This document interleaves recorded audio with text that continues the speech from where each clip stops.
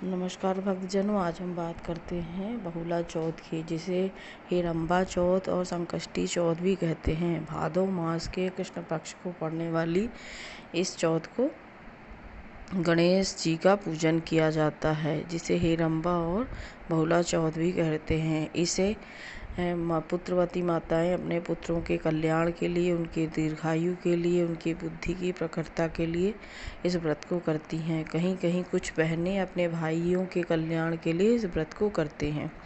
गणेश भगवान बुद्धि के देवता हैं, कष्टों को हरने वाले हैं, विघ्नहर्ता हैं, इसलिए इस दिन गणेश भगवान की ही पूजा की जाती है। वैसे तो चतुर्थी तिथि गणेश जी को समर्पित होती है, लेकिन और बुधवार का दिन भी गणेश जी को समर्पित होता है, लेकिन जब दोनों एक ही दिन में पड़ जाए तो सोने पे सुहागा हो जाता है। इस बार 25 अगस्त को ये संकष्टी चतुर्थी पड़ रही है। बुधवार का दिन वो भी गणेश जी को समर्पित और चतुर्थी तिथि वो भी गणेश जी को समर्पित। कितना दुर्लभ संयोग है। इस दिन आपको पूजा पाठ कैसे करते हैं, चलिए इस पे बात करते हैं।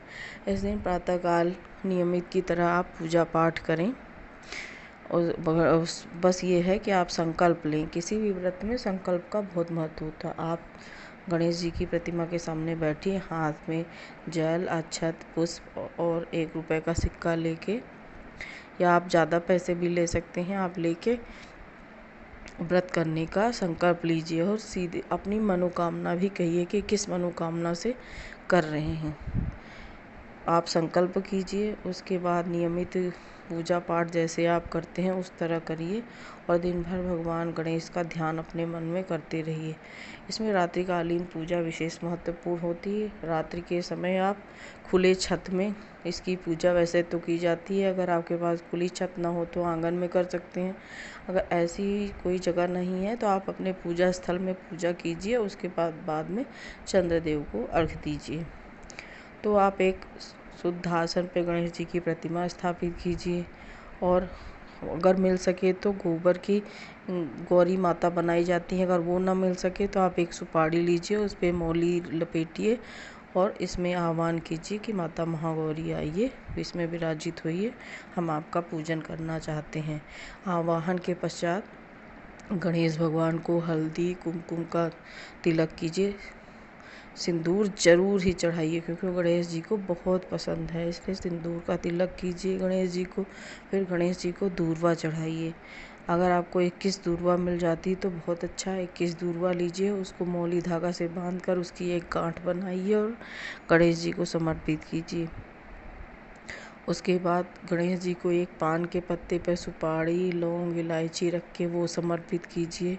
गणेश भगवान की प्रिय वस्तु मोदक जरूर चढ़ाइए। इस दिन बेसन की मिठाइयों का बहुत वैल्यू होता है, तो आप बेसन के लड्डू रख सकते हैं या बेसन के किसी बूंदी के लड्डू रख सकते हैं, वो भगवान जी को जरूर चढ़ाएं। इसके साथ ही साथ काले तिल समर्पित करें। काला तिल का लड्डू मिल जाए तो वो अवश्य चढ़ाएं।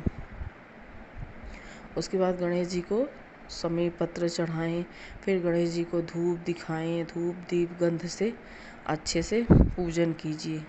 अब आप अपनी मनोकामना के हिसाब से विशेष पाठ कर सकते हैं। जैसे आप संकटों से निवारण चाहते हैं तो संकटनाशन गणेश सूक्त का पाठ करिए। अपने बच्चों की बुद्धि की प्रखरता या अपनी बुद्धि की प्रखरता की कामना रखते हैं तो गणेश अथर्वशीष का पाठ कर सकते हैं। गणेश द्वादश नाम सूत्र का पाठ कर सकते हैं।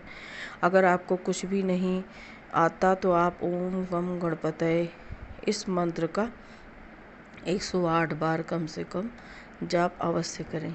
उसके पश्चात और आपको कुछ और आता है तो वो भी कर लीजिए। उसके बाद गणेश जी की आरती कीजिए।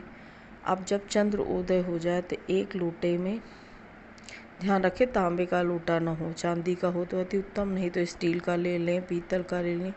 एक तांबे के लोटे में जल भरिए, उसमें सफ़ेद चंदन, अक्षत, सफ़ेद पुष्प और हल्दी कुमकुम और सिक्का डालकर और गणेश भगवान का ध्यान करते हुए जाएं और चंद्रदेव को ओम सोम सोमाय नमः इस मंत्र को जाप करते हुए जल समर्पित करते हैं। यह ध्यान रखिए कि नज़रें नीची करके ही जल समर्पित किया जाता है, क्योंकि चंद्र को नहीं देखते। तो चंद्र के जल की एक धारा के बीच से ही हम चंद्रदेव को देखते हैं। और उसके बाद चंद्रदेव को यहीं से आप दिया दिखाएं, उनका मन ही मन ध्यान करें। कुछ देर आप बैठना चाहते हैं तो चंद्रमा की चांदनी में बैठिए और फिर अपने पूजन स्थल में आइए और अपनी वस्तुओं को रखिए। गणेश जी को फिर प्रणाम करिए। उसके बाद आप अपने व्रत को खोल सकते हैं। गणेश भगवान की कृपा आपके मन में आपके ऊपर बनी रहे और आपके मन में गणेश जी का ध्यान रहे, वास रहे।